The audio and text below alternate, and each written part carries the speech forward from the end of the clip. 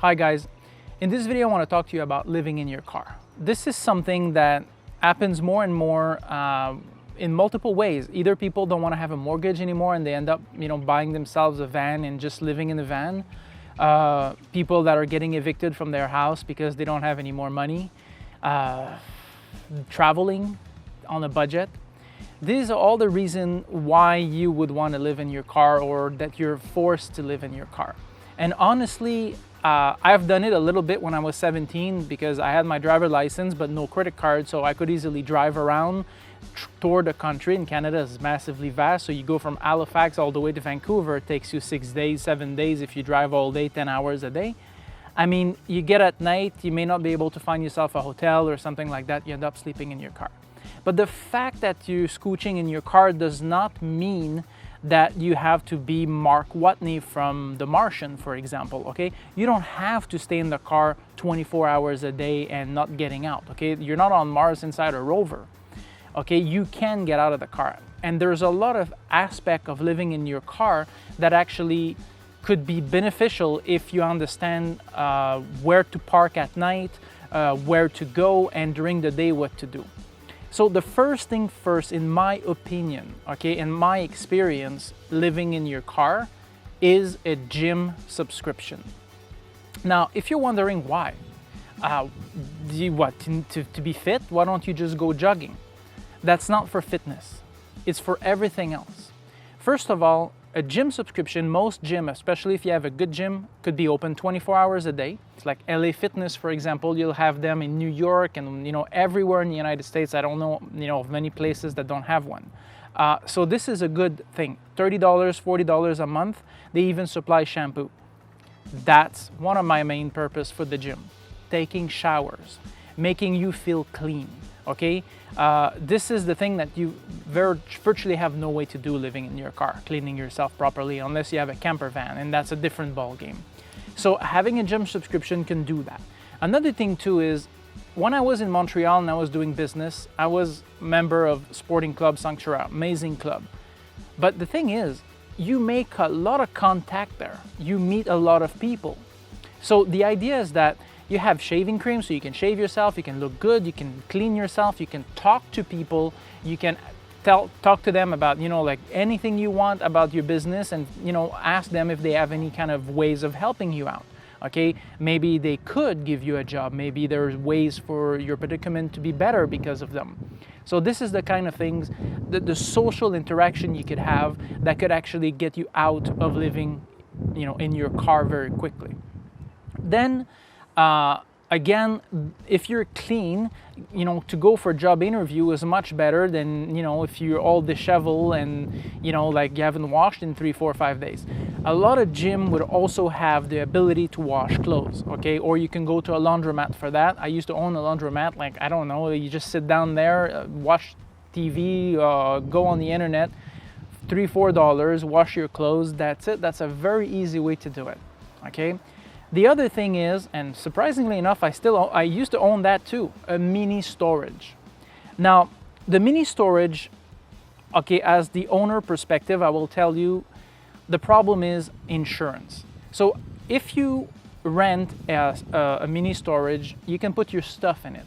There's a lot of people, and I saw musicians when I had my storage that were there almost every single day. Okay, so in the morning they arrive at like 10 in the morning. Yeah, musician didn't seem to wake up early, and they left at 10 at night. Okay, 24-hour mini storage, and they were playing their instrument. They were, sitting down there, like playing on their computers, using the Wi-Fi, stuff like that. Costs about $50 a month or to $100 a month, but the small one, $50 a month, you can get away with it if you're outside town. Okay, unless you have to be downtown, first thing you should do when you have your car is go out of town faster. Downtown, there's a lot of chances that you're gonna have issues, okay? So the idea is that if you have a mini storage, again, that's a place for you that you could hang out during the day, okay? And you can put your stuff in there as well, no issues. But sleeping there at night, parking your car there, and sleeping in your car is something that most owners will never allow because insurance purposes. So basically, if there's a fire or anything like that, if they knew that I was allowing somebody to sleep overnight in their car inside the mini storage area, they might refuse to pay. And this is very, very bad. So you don't want that kind of thing as the owner of a mini storage, so that's why you'd refuse people. A place that you can sleep at night, generally, which is allowed and there's no issues, is Walmarts. Walmarts in a lot of states and in provinces will allow you to stay and sleep in your camper van or your car, because they're assuming, okay, that in the morning you're gonna wake up and you're gonna go eat at McDonald's in the morning or something like that. So it's a service they render because it costs them nothing. It's just an open parking lot, but it gives them certain revenues because they're assuming that the people that sleep in the parking lot would go shop at Walmart. It's pretty much the same clientele, people with little income or no income. So this is the one thing. If you sleep in your car also, you should have an okay amount of money. Like, you don't pay rent, you don't pay anything. So you should be able to accumulate your money relatively quickly to go back on your feet. The thing is, also sleeping at night, if you cannot sleep in a Walmart, you can stay in a rest stop. Now, there's not that many close to downtown. I mean, in New York, my house is in Yonkers. 2-minute drive, right off the path, you would have, right when you get in on the highway, you'd get a rest stop there. But the problem is you have to pay toll road. So that wouldn't be an option. And if you stay within the limit of the cities, the chances that the cops are gonna stop you are big. Now, the thing that's tough about living in your car could be loneliness, okay? And that's another reason why I was mentioning the gym at the beginning, because it's also interaction. You can go to malls, you can go to cafes and stuff like that during the day where you'll be able to sit down and you'll be able to, like interact with other people, being in the AC and stuff. Well, this car has every single button you can think about, but it doesn't have a subscribe button. But there's one right there, or right there. So please click it and let's continue. Now, another thing that I recommend is this. This is from Huawei. It's, they call it MiFi, like a mobile Wi-Fi. It's very cheap, okay? If you have it with your cell phone, this literally cost me $5 a month with my cell phone subscription. So it's nothing. It's 100 gigabit of transfer per month, which is a huge amount. And I can connect my laptop to it. It's literally like having your router in your house. You can connect all your devices to it very fast. And that's very worth, its weight. I mean, honestly, I'd say it's weight because it's bloody heavy. But the thing is that, yeah, you can keep this in your car, you can keep it charged in your lighter plug or USB if you have any USB. Another thing too, okay, is at night, I would recommend a tent. Now, are you doing camping or are you sleeping in your car? Well, the thing is that if you have the ability to be in a camping lot, okay, sometimes it could be relatively cheap or it could be expensive, it depends, okay? Like when I used to live in Banff, Alberta, the bloody camping was like more expensive than a hotel. But if you can have what they call like wild camping or something like that, then you can easily park your car there and be in your tent at night. Because sleeping in your car at night, I'll tell you this, okay? If you leave your windows open, well, you're gonna be eaten alive by the mosquitoes. So maybe you can try to have a net and leave one window open. That's a good way you can jerry-rig something. But if you leave your windows closed, you're gonna end up with mosquito bite all over you, and that's not fun. The second thing is if you close your window, you're gonna wake up in the middle of the night sweaty, and it's gonna be very tough. If you're doing it in the winter time in Canada, for example, well, that's where now it's gonna be a bit more difficult. There are multiple ways of doing that though. If you can have access to electricity, you can have yourself a little warmer. Actually, that's starting to become very popular in Canada for truckers. So they just basically hang the warmer in the window, and I have one in the description below.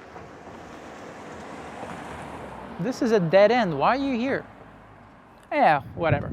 Okay, the idea is that, yeah, you just hang out on your window and you basically get heat inside the car or cooling during the summer, but you need electricity for that. Now, electricity is easy to get enough, actually. A lot of places or friends or something like that, you'll be able to. Now, another thing too is, depending on what you do for a living, or if you have, let's say, whatever, if you're a retiree, I don't know exactly how you make your income, but if your income is not tied to one location, if you're doing it online, okay, so if you write articles or you program something or you're on whatever you do online, well then fine. You don't have to stay in the winter in Canada or Chicago or wherever you are. You can go down south. You can go to Mexico. And if you have to live in your car, to be frank, you might be better off living in Mexico where everything is cheap, okay? You're in your car, you can drive around, you can be mobile. Now, I understand I'm filming this in my BMW, okay? But that's what I have. But my point is that even if I had a used car, new car, whatever the car, I would make sure the car is well maintained because of the fact that this is now becoming everything for me. If your car breaks down, then you're massively in trouble. You want to have that maintained. On top of that, try to keep it clean. It's very important. See, she realized it's a dead end, now she's come back. Okay, the idea is that, yeah,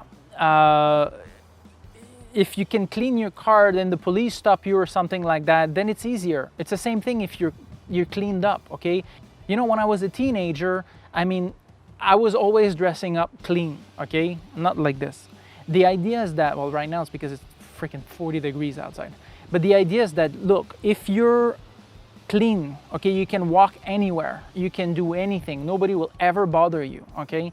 But if you're dirty, if you're smelly, if you feel like, if you resemble more like a homeless person, then this is where you're gonna have issues. But your car is the exact same thing. If your car is perfectly clean and nice and whatever, and it's parked on the side of the road, nobody will bat an eyelash, or shouldn't.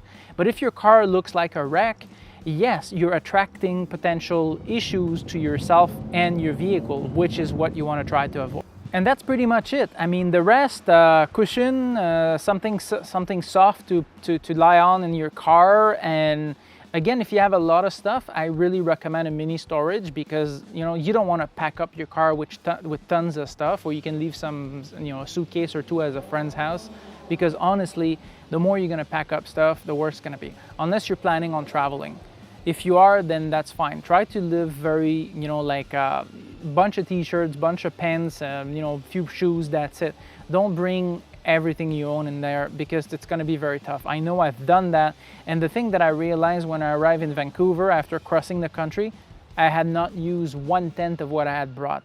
So honestly, you bring the bare minimum when you sleep in your car or you travel with your vehicle. You don't need much of that stuff, okay? If it's camera gear because you're a photographer, yeah, maybe you have a lot of stuff. But if you're just like, you need just your laptop, some clothes, and that's it, you know, some toiletries or something like that, bring just that. 99% of the time, trust me, you're gonna realize fast enough that you have too much things with you, that you pack too much. We travel to Mexico 3 times a year. Every single time when I come home, I realize, yeah, I brought this, I brought that, I brought it for nothing. I don't need that, I never use it, okay? So don't bring too much. And that's basically it. That's pretty much the idea of living in your car. And I hope you don't have to do it, but if you end up doing it, well, that's fine doing it that way. Safety, you're inside your car, okay? So if anybody tried to hijack you, attack you, whatever, well, you have a 2-ton vehicle or whatever the weight of the vehicle, this thing is 2 tons, okay? Just drive away, okay? And that's it. Don't bother, don't create conflict or anything, just move. You have a vehicle that can move, okay? Just start and leave, and that's it. Don't confront anybody, no need to get out. Somebody just roam around your car, you know, knock on your window, you see they're drunk or you see there's a potential threat, step in your car, start your engine and leave. That's it. If you like this video, please subscribe to the channel and give me the thumbs up. I'm going to make a video like this almost every single day, teaching people how to move around the world, travel, how to prosper anywhere. If you have any experiences, if you travel anywhere, please tell me where you travel. Put it in the comment below. If you have any questions, I do answer my comments. And also, if the question is broad enough and I think enough people need to hear the answer, I'm going to definitely make a video about it. Also, if you want to learn how to make money, how to prosper, I retired at 33 years old, multimillionaire. How I did that internationally, online and offline. And I have a sister channel that's teaching exactly how to do that. So if you want to travel and make money anywhere, this is the channel for you.